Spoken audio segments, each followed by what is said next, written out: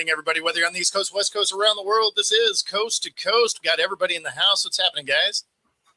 USA.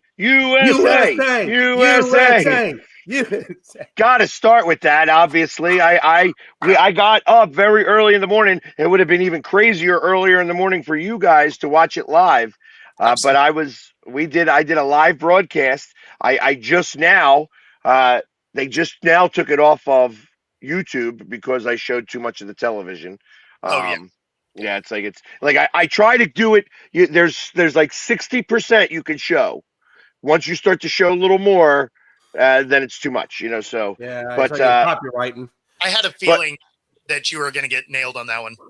Yeah, but after the fact, which is even better because there were people watching during the show, and it was 5 minutes behind. So it was like if you were watching the game, like Joe was turning in, and he's like, yeah, I'm gonna know who scores before you do, and I'm like, don't tell us, don't tell us. But it was amazing to have. We had a full bar, like I want to say somewhere between 75 and 100 people got up to come to the bar at 7:30 in the morning to watch a hockey game between USA and Canada. And that's what the Olympics are about. Mm-hmm. Yeah, I mean, there's nothing better than beating a country that has been accused of cheating, and we go in there and kick that ass. And not only did the men do it, but the women did it to the same country. I don't care how you slice that cake. I don't know in my lifetime, at least that I can remember, that I've ever seen us do that. And that was amazing. I don't care. I know we didn't get the medal winning. I know Norway took that, but I'll take that every day of the week. I don't care. That was awesome. Yeah. No, I mean, out here on the West Coast, right? It was a 5 a.m. start time. So, I did not go to the bar. I watched it on my couch. I mean, the best part of the men's game yesterday, too, was the guy that scores the game winner has his two front teeth knocked out like 10 minutes before that, spits his teeth into his glove, has blood everywhere, goes out and gets stitched up, and then comes back on the ice, and he was actually supposed to get subbed out on a line change, and he's like, no, I got this, doesn't go out on the line change, gets the puck and buries it. Look, he just lost teeth. If I'm going to lose teeth, I'm going to make it worth it. You're going to let me out here and let me play this game. Yeah. Well, and his brother was the one that scored the overtime goal in the previous game against Sweden. Yeah. By the way, Jack Hughes' face was rough. That stick to the face is rough. Yeah, I'll tell you though, Jack Hughes. I mean, that guy really, really played well. Now, I was a couple of comments that said that they hope that he will play that well for the Boston Bruins, like he did for USA. But what a heck! Seeing he's a New Jersey Devil. Yeah, he's a Devil. And he won't be playing anything for the Boston Bruins. But why? Again, I don't know Jack Hughes' professional hockey. That was just what I saw in the comments. So I was just going by what they said. So they were probably inaccurate. But at the end of the day, man, regardless of whatever team he plays for, his performance in USA hockey was amazing. Like really, really good. Yeah, I cheered him yesterday. I hate him again today because he's a New Jersey Devil. Same thing with the Tkachuk brothers too, though. Like you'll cheer for them when they're on Team USA, but you hate playing against them because they're going to just annoy the crap out of you when your team's going against them. You know what I did love most of all is I got to watch Connor McDavid. Not only has he lost 2 Stanley Cups in a row, he now lost the gold as the captain. Mm-hmm. Yes, that makes me happy because I'm not a fan of Connor McDavid. I think that he's a weenie. I think the best part about everything too was the whole Johnny Gaudreau celebration at the end, where they had Gaudreau's jersey. Where I don't know if you guys knew this, but he was initially supposed to be the captain of Team USA for this Olympics, so they actually still had the roster spot with his name on it. So they actually technically played one player short. They left his name on the roster for this Olympics, and his sons got his gold medal that he was supposed to get. So his sons were on the ice after the game. They got the gold medal. They got it. Yeah, I'm not crying. You're crying. Yeah. Yeah, that's kind of how that went. Yeah, it was everything they did for him and his family this week for the Olympics goes to show like what Johnny Gaudreau meant, not only to Team USA, but kind of meant to the NHL as a whole. Just because of the 100%. Johnny Hockey. And it's a shame because I know he would have been a Flyer now. Yeah, like he chose not to go to the New Jersey Devils, even though he was from Jersey, because he grew up as a Flyers fan. Mhm. He went to Columbus because he understood that Columbus and the Flyers are trade partners all the time, and that towards the end of his contract, that the Flyers would trade for him. And he should have been a Flyer, except that the GM of the Flyers at that time he deserved to be fired 2 years before he became a GM here. At least you're not mad about it. Right? Oh, I tell you, the Flyers still upset me, but the way some of they're doing better now, but some of the decisions that they have made are the reason why they're in the situation they are. I just want to say your anger management classes are really working. I am so proud of you, Pags. I feel the amount of time you put into this. I mean, if there was any doubt, if there was any doubt on who the best goaltender in the NHL is, Connor Hellenbuck showed that yesterday. Because Connor Hellenbuck played out of his damn mind yesterday. Well, let's face it. Yes. There were 3 shots on net that Canada missed, straight missed. So Yes. I mean, you have to force that. The one that he was able to get the butt end of that stick on that. Talk about luck. Talk about straight luck. I mean, that's 100%. all you could say that was. It was amazing. He was able to put himself there. He's a monster goalie. I mean, Right. 6'4", 210 pounds is big anyways. So he takes up a lot of space. But Canada pooped the bed is what they did, because there were 3 times they should have scored. You know, and then you can count that 4th time. Certainly that one that hit the side of the net. Like Yeah. By Nathan McKinnon, too. Nathan McKinnon is one of the premier goal scorers in the NHL. No, for Right. sure. I'm just saying that was one of the most open shots you could have had really the entire day. And the funny thing is, he makes that shot in his sleep. 9 out of 10 times he makes that shot in his sleep, and all of a sudden it's like, oh, I can't hit this shot. That's my Yeah. point. Although, you know, that stop when McDavid got the breakaway was awesome. Again, he didn't. Connor McDavid didn't do what he was supposed to do. Yeah. Like that is like, you're like watching it, and it's like he didn't really get his stick on that puck to put it to do a shot, and then he poke checked it away. There were a number of different things. The one thing that I loved watching, first off, this was Game 7 hockey. Oh, yeah. You know, Game 7 of the Stanley Cup hockey. I love the fact that they go 3-on-3. I thought that USA had to score early in that period, especially because in the second period, you could tell they were puck watching. And they were just, at one point, there was like the Canadian guy has got the puck behind the net, and you have 5 guys surrounding the net watching the guy with the puck. I'm like, that's how goals get scored, because you're too busy watching the puck rather than playing the people. And the USA got lucky to only have 1 goal put against them, and actually that had a lot to do with Connor Hellebuck. You know what I mean? He played out of his mind. He stopped 44 shots. Yeah, it was a barrage. I mean, the first period he stops 8 shots, but then after that, it was just like open season on the last 2. Oh yeah, the second period they were behind the play the entire time. But I thought that once it went to overtime, that you have young skates.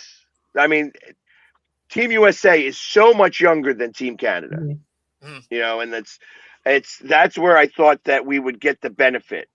And you could see that, all right, they were going back and forth. As long as they didn't put the puck in the net, we were going to have our opportunity. And it only took once. It's funny because I thought if it goes to overtime, the U.S. actually has the advantage because of that. Because we're a younger, faster team. And so I was like, if we can survive the regular time and get into overtime, I think, I thought we had a real shot. I was really worried that they were going to get that second goal there in the third. Right. I mean, you may like 3-on-3 overtime, but John Cooper does not like 3-on-3 overtime. He really kind of lit into the whole playing 3-on-3 hockey isn't hockey. You take 4 players off the ice, it's not hockey. And then you have Nathan McKinnon also being a big crybaby saying, the better team did not win this game. You can watch the game and decide who the better team was. It's like last time I checked the score, you lost 2-1, so I'm pretty sure the better team won. Yeah. I mean, People always want to cry over that spilt milk. Wah. That's exactly it. This is the reason why I wasn't a big fan of Connor McDavid, because he's a crybaby. This is the reason why Canada is Canada, because they win, and it, somebody's going to say, oh well, if Sidney Crosby played, they would have won. Well, guess what? He didn't play. Stop crying. Have they not heard of next man up? Come on, you got professional players for a reason. You gonna tell me you don't have other players that can step in or should step in? You've got on your team 3 of the best players in hockey today. Yeah. In hockey today. Connor McDavid is supposed to be the best guy playing hockey right now. You know what I mean? And listen, sometimes Bennington, and that was a bad goal. Bennington should have stopped that goal, that shot. That was not a great goal to give up. Especially when you look at the save that he had prior to that on the breakaway, where he slid across and just like snagged it with his glove up and over his head. Like, you make that save, but then you give up the easy one. Right. Yeah. I really like the aggressive physical style of play that I've seen from America. I want to go back real quick to the Slovakia game before we got to Team Canada and the gold. Slovakia came out real chippy, real aggressive. There's a couple of fights in that first minute or so. And I liked how the U.S. didn't let that get to them. They maintained it, and they rose to that challenge. And I like physical style play. And I'm not really much into hockey. I just haven't watched enough.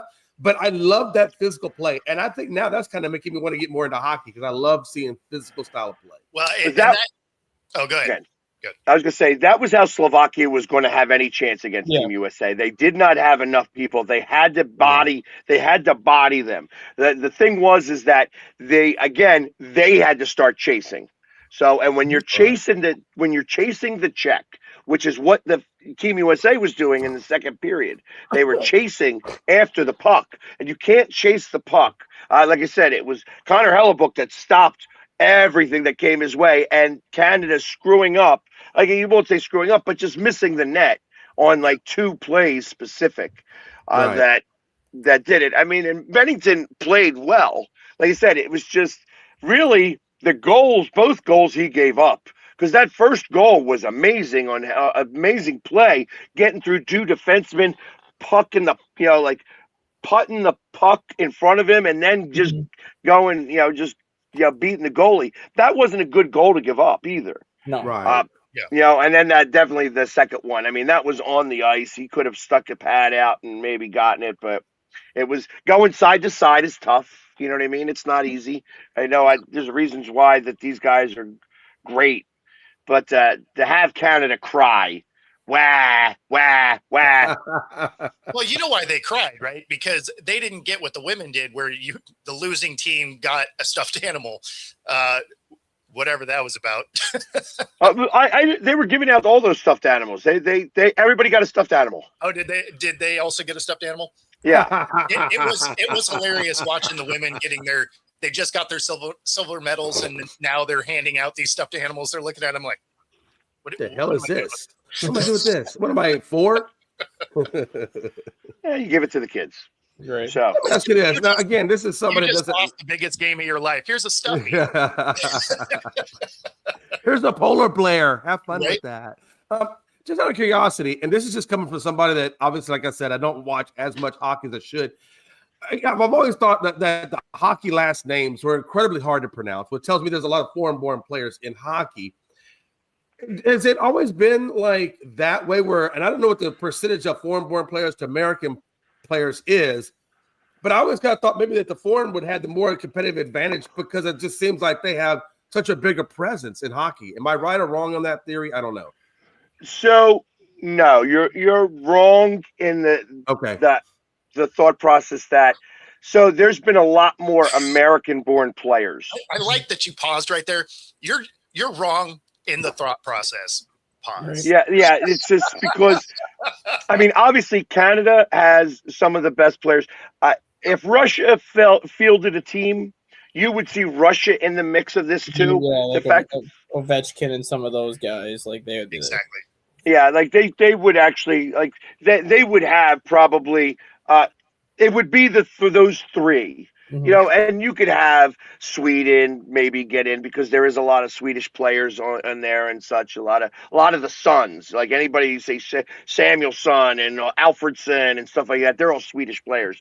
But the name itself, like there's a lot of Inuits, like Eskimo names. You know, because these players are playing up in Montana, in northern Minnesota, the Upper Peninsula of Michigan, and such like that. So they have these like Inuit names, and that's why like Hellebuyck is from Lowell, Massachusetts. Right. You know what I mean? So, but also was like transplant there from like northern Nova Scotia area. Well, the thing with Hellebuyck too is he never played competitive hockey until high school. I don't know if you guys caught that yesterday on the broadcast because he had an older brother that was also really good at hockey. And his family couldn't afford to send Connor and his brother to all these travel teams at the same time. So Connor's older brother was the one that did all the travel team hockey as a kid. Connor Hellebuyck did not start playing competitive hockey until he was in high school, and then he ended up signing with Massachusetts. You know what's interesting to me is, you know, I know like football, baseball, basketball, they're starting to kind of become international known a little bit better now.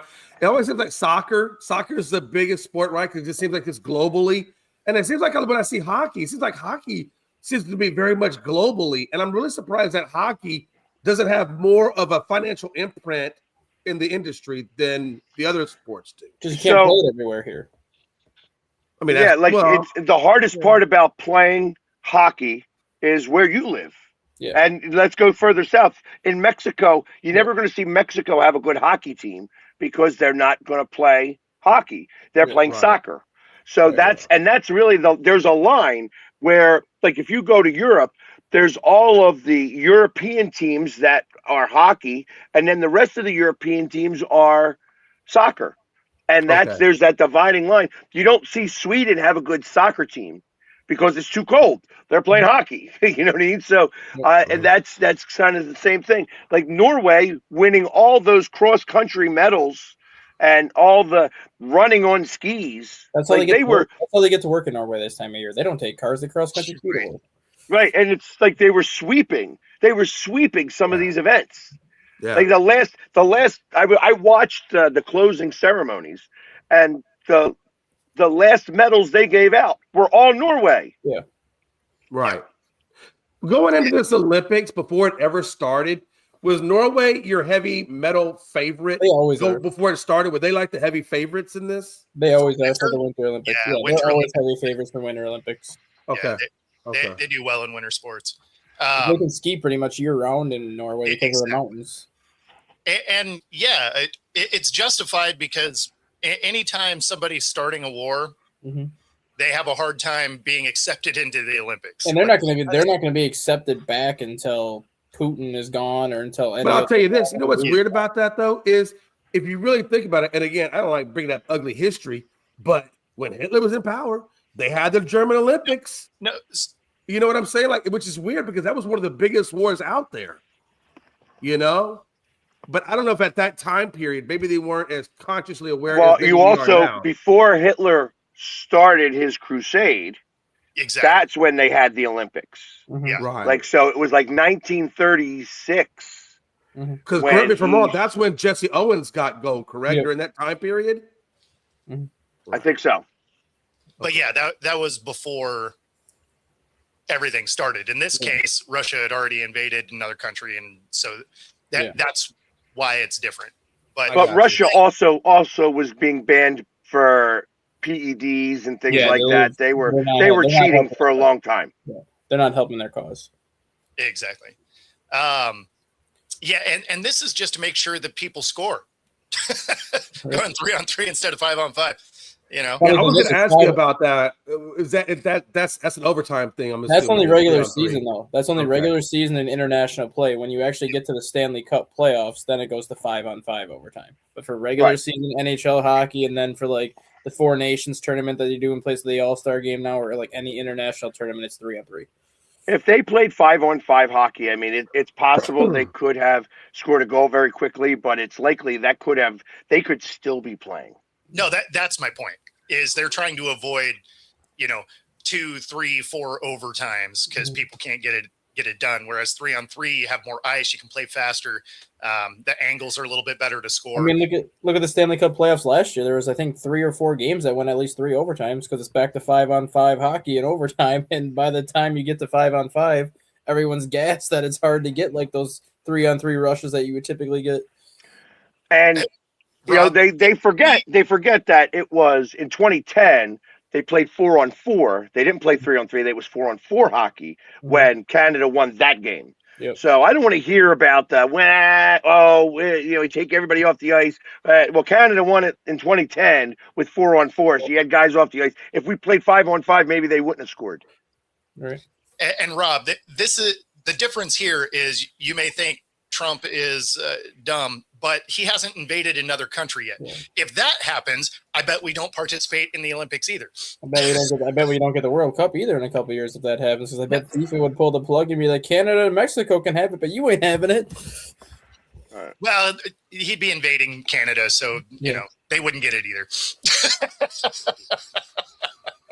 I'm just waiting for them to come to 51st state. That way I can go up there and pay or not have to worry about going across borders. You can just drive up there. Well, it wouldn't be the 51st. It would be like 6 states in total. Yeah. Probably. But let me ask you this: I've never been. When you go into Canada, I know is it open border or do you have to show a passport if I want to go? Oh no, you need passports and everything now. And if you've ever had a type of they go do a quick search of you. If you have any felonies, you can't cross the border. Yeah. Okay. So if you have a DUI, you can't cross. Gotcha. Yeah, I'm just curious. Just curious how that worked. It might even. I want to go to Canada at some point. It's the same rules as if you want to. I mean, it's actually easier to get into Mexico, but I mean, to cross any borders now, you have to have your passport. Really, after 9/11. So how does that work then? If you're flying into Canada, you're not allowed to fly if you have a felony then either. They stop the plane in midair and you show your passport. You can't enter. Yeah, they will stop you at the airport and put so. You back and I'll there are. Listen, they do a quick search. If you come up on a quick search, then they're not going to let you in. It's not like they're investigating. Like I've been to Canada. I have,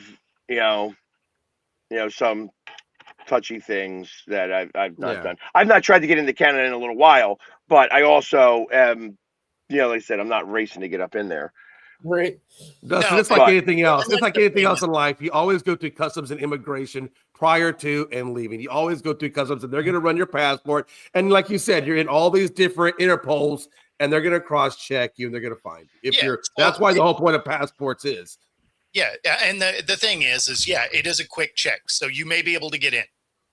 But there's a good chance you don't. And so if you're driving, they'll just turn you around. If you're on a plane, they would stop you at the airport, put you back on a plane to go home. And have a nice day. You actually are in the holding cell until they can get you out of there. Yep. There was another skater that I thought really, really was amazing. And I know I'm going to say his name, Melanin. Am I saying his name right? Melanin or Melanin? You know the one I'm talking about, the American skater? Ilya. Thank you. That guy's performance, I just saw it on Facebook, but that last performance he did where he was kind of like in street clothes with the hoodie, that performance was awesome. And I don't really get into figure skating, but like it was just so amazing. And I think we know you're not watching other sports, so it must be figure skating. Right. There's nothing wrong with that, Bo. God, you're so get woke, Bo. Get woke. I'm just saying, don't lie about it. That's all. That's true. I will say this. I don't know. Like I watched the closing ceremonies, and they showed 2 United States Olympic people, and there's the one guy there who obviously, listen, I don't care like how you want to live your life, and I don't care whatever. The dress he was wearing, come on. Like, listen, I don't need to see that. Like, he was wearing this outlandish dress that I guess would have looked very classy if you were in some type of runway, like walk runway. But it was just so like, really, this is what you're putting on? Like, I was really unhappy with that. Whatever. I get it. I listen. I don't care who you want to be with, how you want to live your life. God bless. But well, you gotta have for showing up. but you gotta have a little bit of. There are other people watching, and that was just like, it was just like way over the top messy. You know what I mean? It's just something like, that's ridiculous.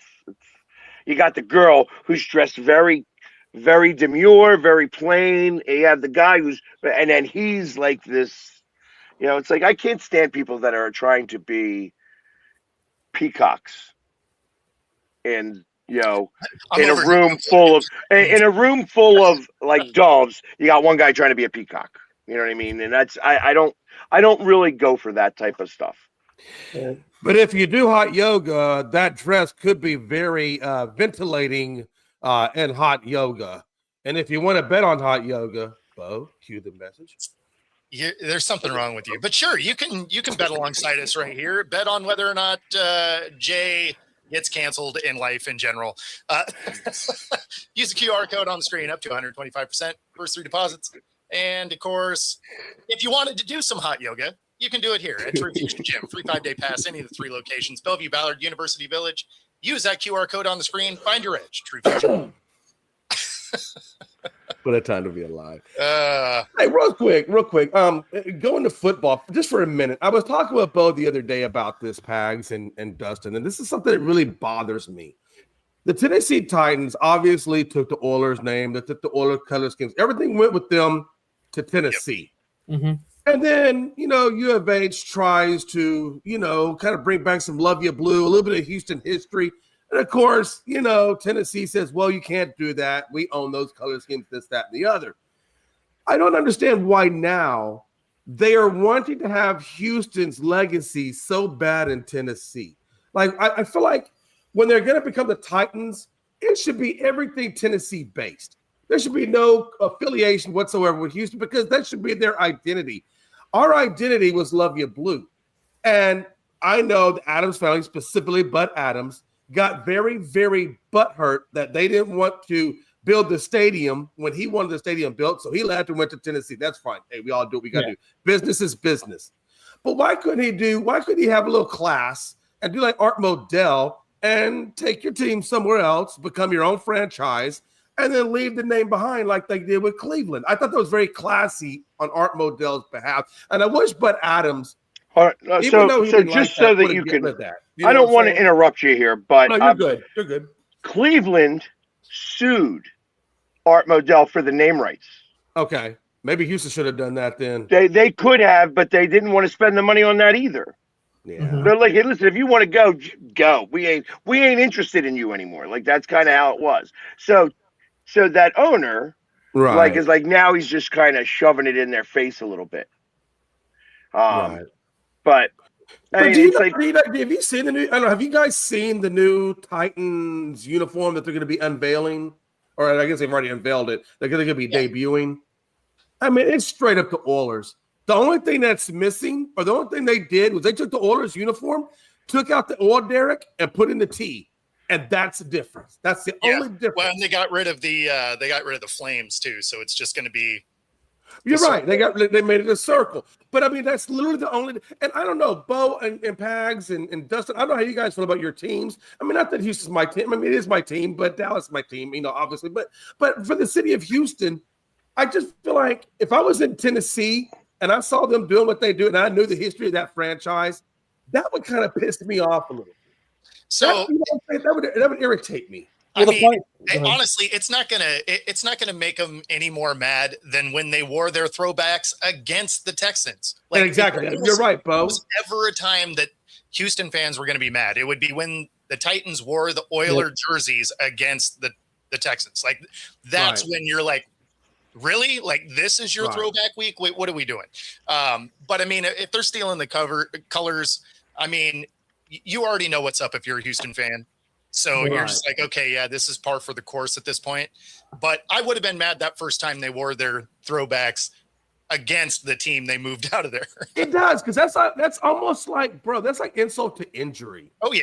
You know what I mean? Like, Pags, could you imagine that this would never happen because your team is too established? But I'm just saying a hypothetical. If the Eagles went and moved to, I don't know, Tucson, Arizona, and like they were going to, and then they tried. Yeah, so maybe they become the Tucson Toucans, but they wear the Eagles. I'm sorry, that's the only thing I can think of. TT. Let's say they became the Tucson Toucans. You could have said vultures. You could have said vultures, but you came up with toucans. You got a problem with the toucan? Look, there's a whole toucan community out there that loves Fruit Loops, but that's besides the point. Well, there's definitely a Fruit Loop on the panel. Let's say they became the Tucson Toucans, and they had all Eagles colors. And like, I can only imagine. I bet you would be so livid if that was to ever happen. Right? I mean, am I right or wrong? They almost did it to the Seahawks. They were almost in LA. Yeah. But Ken Behring bought the team, tried to move them in the middle of the night, loaded everything up in semis, and drove it literally through the night to take them down there. They ran some practices down there before the NFL was like, no, they're not moving. Right. Getting back up to Seattle. Let's see how that would play out. Let's see how that play out. Go watch the Tucson Toucans. The funny thing is what Jay's saying about the Houston Oilers. Can you see that? The funny thing is with like what Jay's seen with the Houston Oilers and like their colors and logo or anything. Like they've done so much to kind of keep that history away from like the Titans and all this stuff and the Houston Texans. But yet when the XFL came back, they gave Houston Roughnecks the Houston Oilers logo. But yet they just changed the colors on it. So it's not like that logo is so sacred that a team can't use it. They just don't, for whatever reason, want the Titans and the Oilers to be associated with each other. At all. Like if they would have had the old Derek, if they would have had the old Derek in that color scheme of Loya Blue, there would have been major controversy. Yeah, but yet the Houston Roughnecks can have that logo for 3 years before they just switched over to the Texas state flag as their helmet now. Well, yeah, but I think they had to pay to use the logo is the thing. I'm sure they did. And I would have been okay with that. If Bud Adams was a real businessman, he could have just simply sold that to them and said, look, I'm going to keep a royalty percentage off merchandise or whatever. That's a sort. Just give me a royalty off of that and you can have the name and whatever, blah, blah, blah. That would have been okay. I'd be like, I ain't mad at that because, look, if business is business. But just to take the team away or take all that stuff with you, I don't know. It was just really ridiculous. I was upset about that. But it is what it is. So to jump in on a couple of Rob's questions here, JSN's going to get that contract. Seattle will pay a receiver. They don't like paying running backs, but they will pay a receiver. So I fully expect JSN to get that contract here. Do you think that they do it quickly so that he gets the highest paid for at least a day, or is it, like you got to do that quick, or else the longer you wait, the higher those numbers are going to go, and it's going to be harder to make him the number one guy. He's got to be the number one guy for a minute, at least. Let's put it this way. I don't think they're going to take the Dallas route where they wait. I was about to say, don't do Dallas. Yeah, don't do Dallas. If you do Dallas route, that'd be crazy. I think you're better off financially to do it now, Bo, like you said, to make it easier on you. So you're not competing against somebody else at a higher range. Well, not only that, but you have, the salary cap jumping up. It's a contract that you're going to do, right? There's no reason to, kick around the idea. Like, you're going to pay the guy. Right. So, I mean, all he's done is get better every single year of his career so far. So what do you think that means for Kenneth Walker then? Do you think Kenneth Walker's back? Oh, he's gone. No, He's gone. Yeah. No, and that has everything to do with just the way Seattle generally operates. They don't really overpay or really even get running backs into their next contract most of the time. Because they end up with injuries at the running back position so much, until this year, they didn't have their starting running back not land on IR since 2014. Let me ask you this, based on that though. So based on that, I gotta imagine based on that principle like you're talking about, which Seattle's in a great position because Charbonnet allows them to be in that position, right? Well, so keep in mind though, they drafted Walker in the second round, and then the next year they drafted Charbonnet in the second round. So it's not like they are opposed to just moving on. I mean, Walker had a good rookie campaign, and they were still like, I don't know, we kind of like the Charbonnet kid. Yeah. But that's what I'm saying. But I think because you have Charbonnet, it keeps you competitive at the running back position and allows you to move on from Walker and maybe find your next running back in the draft or maybe somebody in free agents, because you're going to have to tie up somebody with a decent value. They have to be elite. Like Walker was really elite kind of at that position with them, but they just have to be a good serviceable one just to kind of give Charbonnet a break so that you don't have to rely solely on him. Charbonnet is not even going to be available until halfway through the season anyway. So, Helani did play well when he got his touches. So, I mean, he's going to be fine there.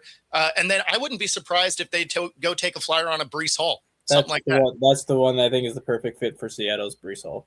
Because he's not going to have to be the number one back, right? So his injury history is less of an issue. You're going to get him for way less than what you would for Kenneth Walker. He just won. Absolutely. Someone's going to give him $10 to $12 million.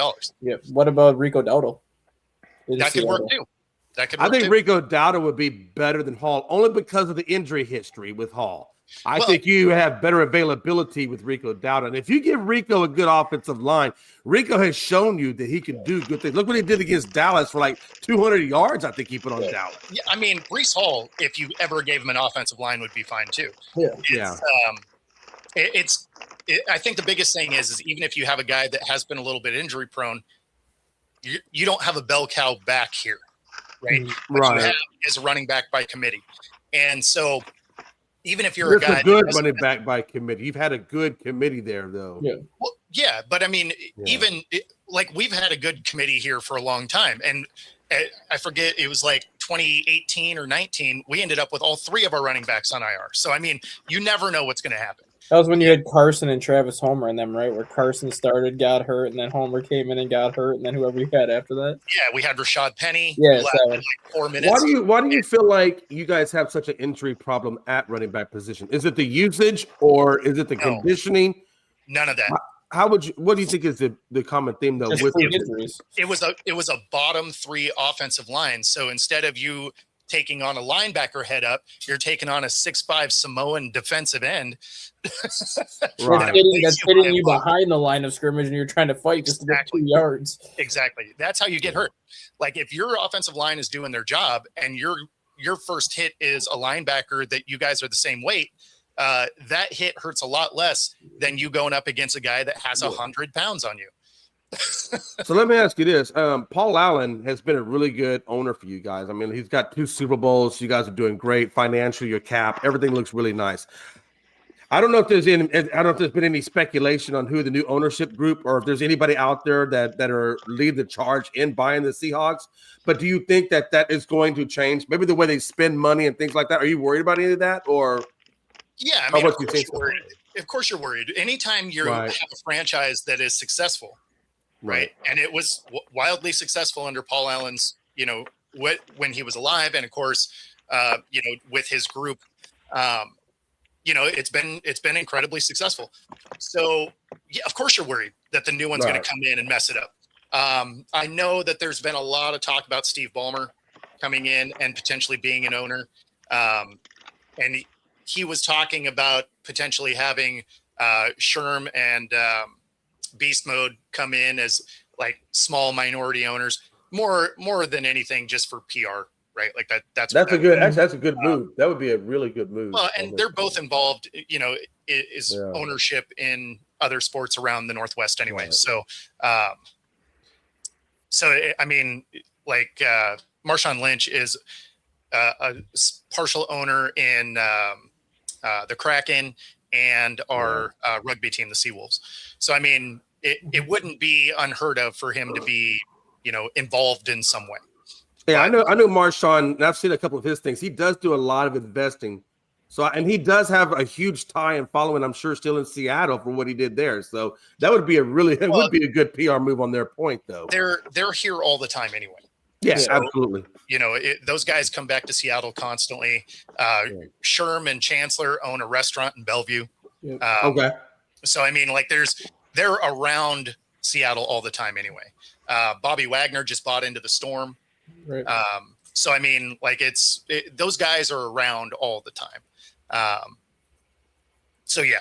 I don't think I don't think Bezos is a real candidate. Just like I don't think Elon is a real candidate,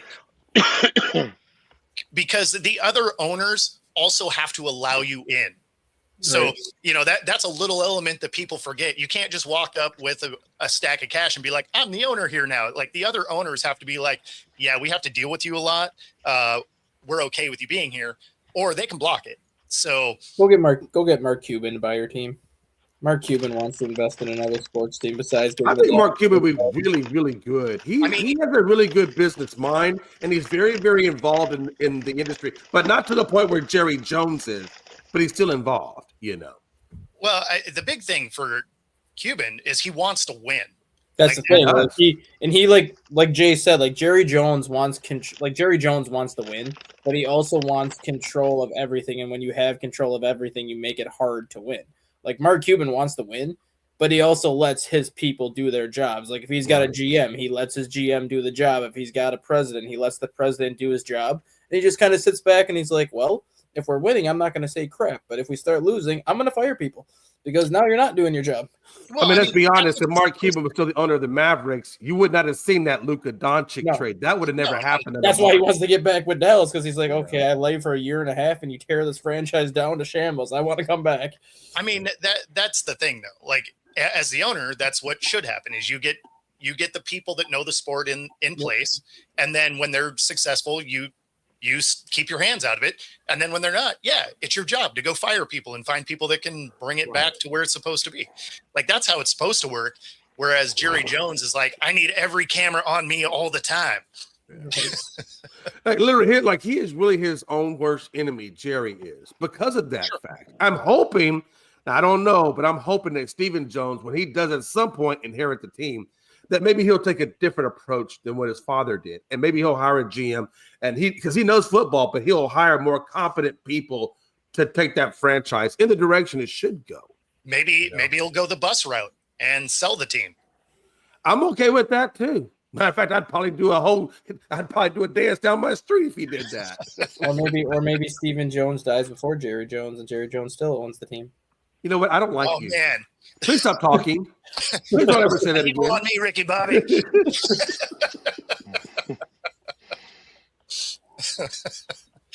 Oh, man. Let me ask you, Pags, how do you feel about your team right now, the Eagles? I mean, you guys came off that championship year. You don't get the pennant, or you don't get the title. I know I said pennant. I apologize. You didn't get the title. But how do you like the state of your team and the direction it's going now? The Eagles? Yeah. I'm waiting. I'm waiting to see. Like, there's going to be a lot of stuff that happens between now and the draft, and we're going to see if Crosby becomes an Eagle, and if where those certain things are going to land. Right now, I like the fact that they're quiet. That I'm not hearing anything. That means that the wheels are working. And when I hear a lot of rumors, that none of them are true anyways. Yeah. So it's especially when it comes to Howie and such, the fact that I'm not hearing anything at all is even better. I still think we're going to have one of the best defenses in the league. I think that we still have a lot of different strengths on the offense. The fact that all the offensive linemen are coming back is worth it. I know that he's going to replenish those coffers here in the draft and probably in free agency. Right. And we'll see. But ultimately, it's like the one thing that I like best is that I am glad that Nick didn't make the choice for the offensive coordinator, because when the Eagles choose their coaches, they seem to do really well. When they don't, and they leave it up to the head coach to make those decisions on his friends, then they don't play very well. So I like the fact that, again, we could be in the same situation where this coach is one and done, because ultimately, if he shows this offense really well, he's on such a trajectory, that he went from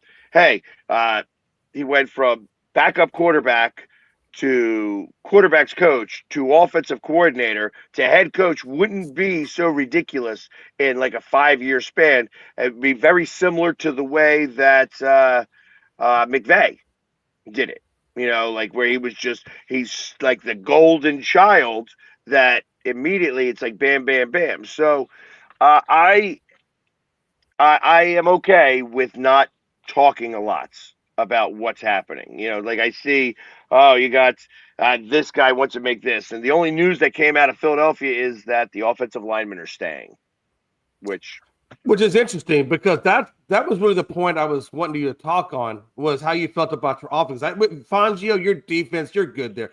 But that offense is really, I think that was your Achilles heel a little bit there. And you could probably put on the offensive coordinator Patullo, you can maybe Sirianni, whatever, however you want to skin that cat.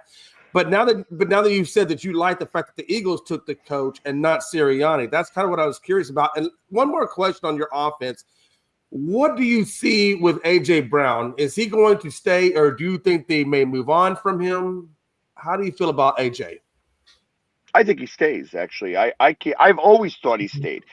Like, the one thing, like, beyond all the talking, the one thing that I love about A.J. Brown is that ultimately he wants to win. Yes, he wants to get the ball. He wants to contribute in the wins. Right. And I get it, and sometimes it's hard to determine what the reading between his lines are.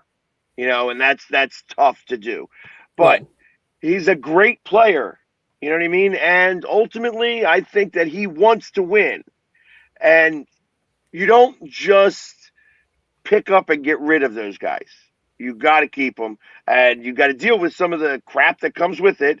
They carry big bags. Big bags. I mean, I've got one that I carry myself. It's like my height. You know what I mean? That carry my shoulder pads and stuff like that. You got lots of luggage. And sometimes that luggage shows through. But I think that short of them making some blockbuster deal that they get not just like a player, but also a pick or whatever and some things. The biggest rumor I've heard recently about that is that Cleveland is offering the 23rd pick, which is Jacksonville's. Mm-hmm. They have Jacksonville's pick straight up for A.J. Brown. And that would give the Eagles the 23rd and the 24th pick in the first round. Nice. Now, is that possible? There is a wide receiver that is slated to go somewhere in that neighborhood. Does that mean he's going to be there when it happens? I don't know that, but he's like, again, he's like this receiver. I don't know the guy's name, but he's like 6'4", 205 pounds. Like he's like a big body. Maybe Surratt. Would Surratt be a good? You're probably thinking Casey Conception. Yeah, and he's supposed to be somewhere in that neighborhood of in the 20 to 25 range. Right. You have Denzel Boston or Casey Conception. They're both supposed to be kind of gone in that 22 to 26 range. Denzel Boston went to Washington, and then Casey Conception's with Texas A&M. Right, and they're both bigger guys. You know what I mean? So one's a little faster than the other, from what I understand. Conception's a return specialist. So my thing is, so you guys Lane Johnson is going to be staying. He's not retiring. Lane Johnson's going to be staying in your O-line. Do you see, obviously, you probably could, if you got the 23rd, 24th pick, if that was a route you guys decided to go, you could probably address a wide receiver issue there. And then you could also address do you think you address all the offensive line as well and just kind of give maybe a little bit more depth to that line? Yeah, 100%. So first off, we don't typically, I am not a fan of them choosing wide receivers in the first round. So every time that they do that, short of Devontae Smith, who they traded for to be able to do that with Dallas, actually, to be able to screw the Giants, Devontae Smith has worked out. Every other one has not worked out very well for the Eagles. You got Arcega-Whiteside, you had Jalen Reagor, you know what I mean? Of course, things had to happen that way to be able to make sure, because if we had Justin Jefferson instead of Reagor, Would we have won the Super Bowl? I don't know that answer. You know, like sometimes you got to make the mistake to be able to fix the mistake the way that they did. And that's how they got to 2 Super Bowls. Would they have gotten to 2 Super Bowls with Justin Jefferson? I mean, it's possible, but Sure. again, it's hard to say. Go back in time to. I would say go probably forward. not. I would say probably not, because let's just say they draft Justin Jefferson and he plays anywhere close to what he's done with Minnesota. He's going to want that massive deal. And giving him that massive deal hurts your cap versus getting A.J. Brown. You got him on a much cheaper deal when you got him. Right. Because he wasn't at the A.J. Brown that he is now. So, like, they made a mistake by not getting Jefferson. They made the mistake. They made him the highest paid wide receiver at the time. Well, it was only $25 million a year, though. It's not like the $36, $37 million that he's getting now. No. But the cap was way lower then. So, Yeah. I mean, like, you got to keep that in mind. Yeah, these prices keep going up, but so does the cap. Yeah. So, I mean, it directly mirrors that. And here's what's going to happen. There is going to be a down year coming soon. Like it's like all of this cap goes up, cap goes up, cap goes up, cap goes up. There's going to be a cap goes down, and it's going to happen probably within the next 3 years. I mean, where it did for the COVID year, right? Correct. It took a massive dip. So, I mean, teams had to make all kinds of decisions because they're like, oh, well, I mean, I guess, Let me ask you, Pags, let me ask you this too. This is something I've been wondering about because Jalen Hurts, that's a hometown boy. Like he comes from my neighborhood, so I really, I even though I'm not an Eagles fan, I do like Jalen Hurts because he's from my neck of the woods. My question to you is, is there anything about Jalen's game? Because Jalen has taken some criticisms with leadership and things like that. Is there anything about Jalen Hurts' game that you would like to see him get better at? To try to get back to that next level. I mean, the Super Bowl. So with Jalen Hurts, what I hear about him in general, and I am a Jalen Hurts fan. Like I am for him playing well and stuff like that. I think that he is the guy. That being said, he has gone a little bit of the way that you hear a little bit about Aaron Rodgers when he was with Green Bay, and you hear about certain quarterbacks having this air about them that don't make them the best team player. Yeah. Sure. And I think that there is something to be said for that there are levels of greatness that happen that, like, I think Tom Brady went through some of this as well, except Tom Brady would yell and scream and carry on with the Patriots. That is funny. Hold on. I got to address this, Robert, because Robert's done. He done talked to me about twice now. I just want to say this, Robert. You got to understand one thing about war: you keep your friends close, and you keep your enemies closer. And the more information I find out about them, it's all about feeding back into the system. Robert, you don't understand this. Pags, you do because you're a military guy. I studied strategy when I was in the military, and this is just a strategic thing. That's all this is. And it also makes some good content. Let's keep going. Pags, I apologize. Robert was being rude, Pags. I apologize. Well, Good. since you brought up like the whole A.J. Brown, that possible first-round trade that the kind of Browns are floating out there, there is another trade that is being heavily discussed right now, and I think the more it's discussed, the more likely it's going to be to happen, and that looks like Max Crosby going to the Bears. And the Bears are willing to give up DJ Moore and a second and third round pick to get Max Crosby. I mean, and the Raiders might do that. Like, gives the Raiders a good receiver in DJ Moore, who's got 2 years left of his contract that he signed with Chicago. You pick up an additional second and third round pick, and then the second round pick, I believe, is the Carolina pick, so it's going to be a halfway decent second round pick, and then Max Crosby is going to obviously add to the Bears pass rush, which is something they haven't had for like 3 years. So now you pair him with Montez Sweat. Well, and if they can get an extra couple picks, I mean, they already have 8. They have 2 potential comp picks, and then you add whatever you get out of that deal. I mean, there is a lot of, trench players in this draft. Yeah. So, if they were thinking, hey, we're going to move on from Crosby, get a haul, they get a receiver, which they do definitely need. that actually wouldn't be a terrible move for them.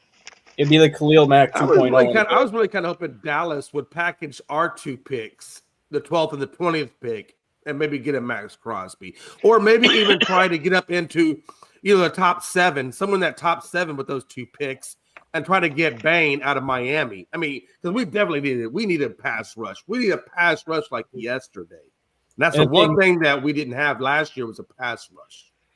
With Scott's comment right there, too, it's not that they're banking too heavily on Luther Burden. Luther Burden's still on a rookie deal. Rome Odunze's still on a rookie deal. So both your number 1 receivers that you would have if you lose DJ Moore next year are both on rookie deals. Chicago wants to make a run for Mike Evans if Mike Evans is actually available in free agency. I mean, he's supposed to be. Yeah, so, I mean, you lose DJ Moore, you can get a guy like Mike Evans who, apart from this year, this was the first time he has not hit 1,000 yards in his career. That's because he missed 10 games with an injury. But you bring Mike Evans into that fold. You have Mike Evans, you have Rome Odunze, Luther Burden, Colston Loveland, Cole Kmet. Like, your receiving room is not only set, but apart from Mike Evans, none of those guys are making more than $7 million. So you're still going to give yourself a lot more financial flexibility because Mike Evans is not going to get a $20 million a year contract. He'll probably get like a 1 year, 1 year, $14 million deal. Yeah, probably. And then you can figure out what you're going to do after that. But that's not a bad replacement. Like if you're going to lose DJ Moore, getting a guy like Mike Evans who you know is going to give you 1,000 yards when healthy, that's not a bad swap right there for the Bears if you can get Max Crosby with it.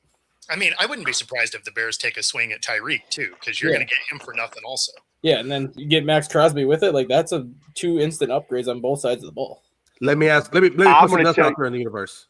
Let me put out one thing out there in the universe. What if Tyreek Hill, he wants to go back with the Chiefs to a certain degree. I think he has buyer remorse leaving the Chiefs, honestly. But what if he went to the Chiefs since Rashee Rice is having some issues right now legally? And what if they brought in Kenneth Walker because they've also had problems with the run game in Pacheco and in Hunt? Could you imagine if they brought in Tyreek Hill and brought in Walker, and how would that shape the offense? It wouldn't matter because they're going to be without Mahomes for most of the year. Yeah. True that. But I'm saying going forward, because at points up, they'll get him back. Well, no, but like you're talking about guys that are probably signing 1 year prove-it deals, and there's not a lot of incentive to want to go to a Chiefs team that doesn't have their quarterback, doesn't really look like they have a lot of things figured out yet. So, I will say this. You're right. Tyreek Hill is on a prove-it deal, but Walker is not on a prove-it deal. He is a solidified guy.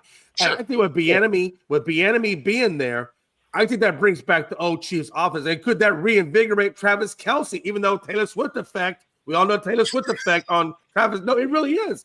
That guy, since Taylor Swift has gotten into his life, he has his. I like that you're just randomly rolling people under the bus as we go. No, watch this.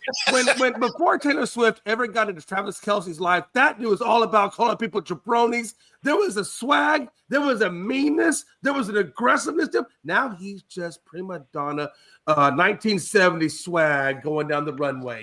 Come on, Travis, get back to where you used to be. I think the podcast has had something to do with that, though, because now Travis Kelce is getting to that point where when he knows he's almost done playing football. And now he's gotten to that point where once he's done playing football, the podcast is what he's going to do. He's seen the kind of money he can make on that. Like he's going to do TV. He knows he's already planning his life for after football and all. So now he doesn't have to play with that edge that he once had because he's like, I have my plan figured out when I'm done playing. Like, this is what I'm going to do. So now it's going to be like. I think the Mahomes injury is what makes it so that he retires. Because if Mahomes wasn't hurt, he probably comes back to try and get that all-time record. Yes. Not what I heard. The rumor is that Travis Kelce to the New York Giants for 1, maybe 2 years. That would be interesting. With Jackson Dart and Neighbors. Oh my God! Jackson Dart, Neighbors, Scattaboo. And you know how they have that high energy. And that's where she lives. She lives in New York, so it would make things a lot easier. They'd be right there. Yeah. Wouldn't surprise me. God. She's gonna have to get a Giants jersey now. Yeah, and that's true. They would likely go get Love instead of Walker. Absolutely. Yeah. And then to answer your question about Marvin Harrison there, Scott, he hasn't worked out, but that hasn't been largely because of Marvin Harrison Jr. Kyler Murray. Yeah, like the quarterback play has been suspect. When Brissett was in there, he was getting involved way more. Yeah. And you had Kyler Murray say that it wasn't his job to get Marvin Harrison the ball. Now, I know it's not his job to force feed him, but I'm pretty sure it's a quarterback's job to deliver the ball to your receivers. Right. And for him to not get targets at all is a problem when you're talking about one of the fastest guys. And didn't his name come up in a rumor with the trade with the Jets, Kyler Murray? His name, I feel like I saw his name in the Jets. His name's been with the Vikings. It's been with the Jets. But more recently, I've seen him linked to the Jets, like as a possible real thing. It is. Basically, those are coming out from like Cardinal people. Like it's wishful thinking, is what it is. Nobody's taking on his contract with how little he's actually produced. Right. Everyone's going to look at that and be like, "Yeah, I'll wait till you're a free agent, and I'll give you $1 million base." And we'll see if you can figure out how to play football again. But everything you've seen on tape, you're like, yeah, I think I'm good. I think I'll get. And what's going on with Justin Fields though? With the Jets, is Justin Fields just kind of fading out into the sunset at this point in his career? He's a backup moving forward if he stays in the league. Yeah. Right. That being said, that does get us to the top of the hour. If you've been watching along with us, be sure to like and subscribe. Otherwise, we'll get out of here. We'll see you tomorrow. Take it easy, everybody. Peace. We talk.